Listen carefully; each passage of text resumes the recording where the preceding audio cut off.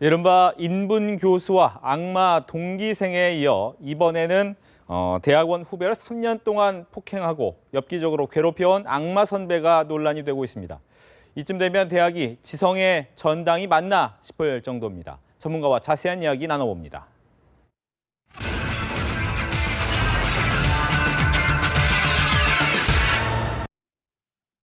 네, 범죄 심리 분석관 배상훈 서울 디지털대학교 교수 나와 계십니다. 안녕하십니까? 안녕하세요. 네, 앞서 리포트 나왔지만 어떻게 된 일입니까, 이 일이? 예, 두 사람이 만나게 된 건 2009년도입니다. 네. 말하자면 같은 대학과 대학원의 그 선배이고 3년 선배라고 합니다. 이제 가해자는 그 대학원의 3년 선배이고 그 피해자와 비슷한 형태의 그 전공을 하고 있는 아버지가 모 대학의 교수님이라고 합니다. 그 분야에서는 굉장히 유명한 분이라고 하고, 그러니까 이제 이런 조건이 형성이 된 거죠. 네. 그러니까 만나서 이제 조금 지난 다음에 좀 친한 상태 되다가 논문을 같이 쓰게 되고 또 여러 가지 일을 도와주게 되다가 이제 폭행이 시작된 건 2012년부터 시작됐다고 합니다. 처음부터는 이제 뺨 정도를 때리는 정도에서 시작해갖고 이제 나온 것처럼 변기물을 마시게 하는 정도까지 이제 심각하게 폭행이 이루어진 정도까지 진행이 된 거죠. 네, 보통 이제 때리거나 이런 심리하고 좀 엽기적으로 가혹행위를 하는 거하고 심리 상태는 어떻게 좀 차이가 있습니까? 기본적으로 때리는 거는 자기의 분노를 표출하는 거고요. 폭력을 행사하는 것과 가혹행위를 하는 것, 좀 엽기적인 행위를 하는 것의 차이를 좀 듣고 싶었습니다. 예. 그러니까 폭력을 행사하는 건 자기의 분노의 급작스러운 포출이라고 본다면은 가혹행위, 변기물을 마시게 하는 정도는 뭐냐면 자존감을 아주 극도로 내려갔고 복종을 하게 하는 어떤 수단입니다. 말하자면은 가장 밑바닥까지 보이게 만드는 것이 그 통제하는데 가장 효과적인 수단이 되는 거죠. 그래서 나눠서 이렇게 행위를 하게 하는 겁니다. 네. 이제 문제는 이렇게 가혹행위를 한다고 했을 때 일반인이라면 왜 나한테 이런 일을 하느냐 라면서 이제 반항이나 못하게 할 수도 있었을 텐데 참았단 말이에요. 그것도 한두 달이 아니라 3년간.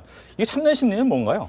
기본적으로 이제 이런 폭행이 반복될수록 인지 왜곡, 끝내는 인지 절벽이라는 것이 생기거든요. 말하자면은 생각이 한 군데로 고정이 돼 버립니다. 네. 그러니까 말하자면 이 사람이 지금 이렇게 한 이유는 기본적으로 이후에 교수직을 바랬거나 아니면 자신의 어떤 큰 이익 때문에 그거 하나만 생각했기 때문에 지금까지 해왔던 어떤 행위가 비합리적이라 하더라도 참고 넘어간다는 생각을 가지고 쭉 진행된 부분이 결국은 자신의 인지를 스스로 왜곡시켜버린 그런 상태가 되는 거죠. 근데 내용을 보니까 이 가혹행위란 선배 같은 경우에는 아버지가 또 사립대 교수고 내가 이제 아버지가 이 정도가 되기 때문에 내 후배인 너에 대해서 취업도 해줄 수 있겠다 이런 얘기를 하니까 즉 그만큼 취업난 때문에 참았다라는 부분도 있거든요. 이건 어떨까요? 예, 충분히 가능성이 있습니다. 그 당근을 계속 주어졌던 거죠.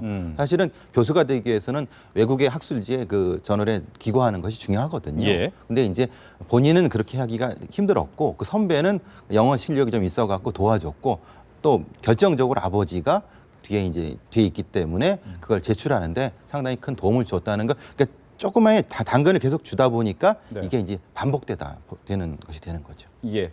보통 이제 학교 내 왕따도 그렇지만 어떻게 보면 많은 폭행을 당하고 몸에 상처도 많이 나고 또 특히 얼굴 부위 같은 경우에 상처도 많이 났을 수가 있는데 가족들이 그걸 인지 못했을까라는 부분에 대해서는 좀 의문이 드는 부분이 있거든요. 이 부분은 어떨까요? 처음에는 가족들도 그냥 지나갔는데 한 1년 정도 지난 다음부터는 조금 의심을 많이 했다고 합니다. 근데 이제 본인이 워낙 똑똑한 사람이었고 그러니까 22, 23살에 그 CPA 회계사를 붙을 정도, 미국 회계사까지 붙을 정도니까 굉장히 그 실력적으로는 능력도 있고 똑똑한 사람이었기 때문에 가족에서는 그걸 의심하지 않았던 거죠. 설마 우리 아들이 똑똑한 우리 아들이 맞고 다닐 리는 없겠다 이런 생각을 했을 수도 있겠네요. 신뢰. 그리고 본인은 뭐냐면 책임감인 거죠. 내가 그렇게 얘기를 하면 부모님이 걱정하실 거라는 그 책임감이 맞물려 갖고 이런 비극이 생긴 겁니다. 예. 근데 문제는 이런 일이 한두 번이 아닌 것이 또 악마 동기생 이런 얘기도 계속 있었단 말이에요. 예.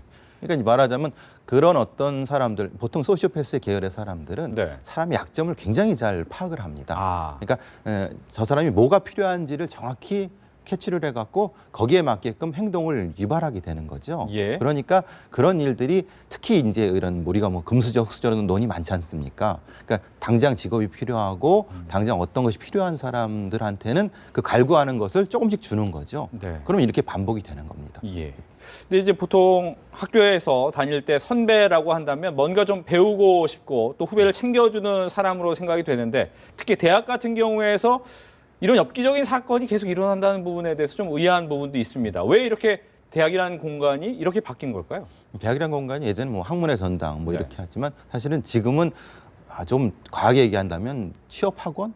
학원. 이렇게 네. 변한 것 아니겠습니까? 예. 사실은 뭐 3학년 때 시작, 요즘은 2학년 정도 되는데 뭐 보통 스펙 쌓기 위해서 막 그 동분서주하는 과정에서 그것을 조금만 쉽게 해줄 수 있는 어떤 것만 있다고 하면은 그 잡게 되는 거죠. 마치 그게 썩은 동아줄이라 하더라도 잡게 되고 비합리적인 것도 참게 되는 지금의 대학의 세태가 그런 것 같습니다. 네, 과거처럼 이제 어떤 학문이 아니라 단순하게 취업을 하기 위해서 사람들이 만나다 보니까 거기에 대해서 어떻게 보면 강자가 있고 약자가 또 안에서 생길 수밖에 없는 그런 구조다 이런 그렇죠. 부분이죠. 기능적으로 만나게 되는 거죠. 네. 선배를 만나든 후배를 만나든 특히 선배를 만날 때도 기능적으로 내한테 도움이 될 수 있는 사람인가 아. 그걸 판단하게 되기 때문에 그 사람의 인품이나 아니면 어떤 것보다는 자기를 도움을 줄 수 있는 것.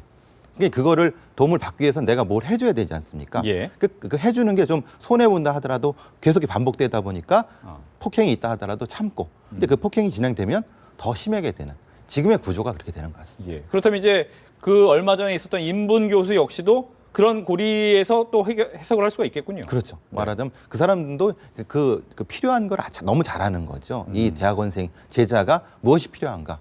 그러니까 최대한 어떻게 보면 좀 표현이 그렇지만 좀 빨아먹은 형태가 되지 않습니까? 네. 아주 가혹하게 빨아먹은 형태가 되는 거죠. 예.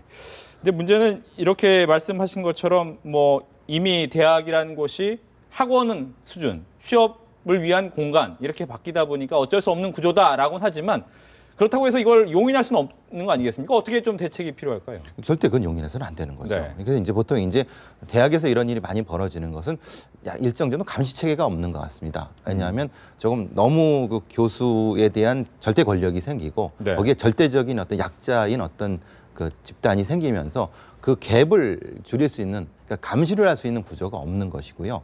그 감시를 할 수 있는 구조가 사실은 교육 당국이 돼야 되는데 교육 당국은 지금 뭐 그걸 좀 약간 수수방관하는 입장이기 때문에 대학 자율이라는 입장으로서 하고 있는 거 그게 참 안타까운 부분이라고 볼 수 있을 것 같습니다. 예.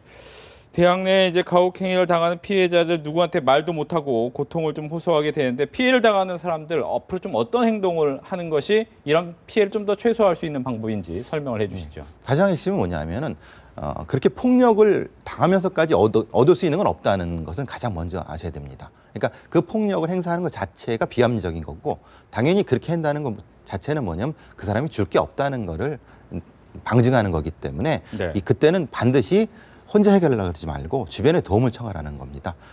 대학의 상담소도 있고 아니면 주변에 어떤 그 지인 중에서도 이런 사법관을 많이 아는 사람들을 통해서 이걸 합리적으로 해결할 때 삼자의 입회하에서 해결해야지만이 되는 것이고요. 양자가 말싸움만 하다 보면은 이건 절대 해결할 수 없는 겁니다. 알겠습니다. 이렇게 해서 지금까지 배상훈 서울디지털대학교 교수와 함께 대학에서 일어나고 있는 이야기에 대한 폭력에 대한 이야기를 나눠봤습니다. 오늘 얘기 잘 들었습니다.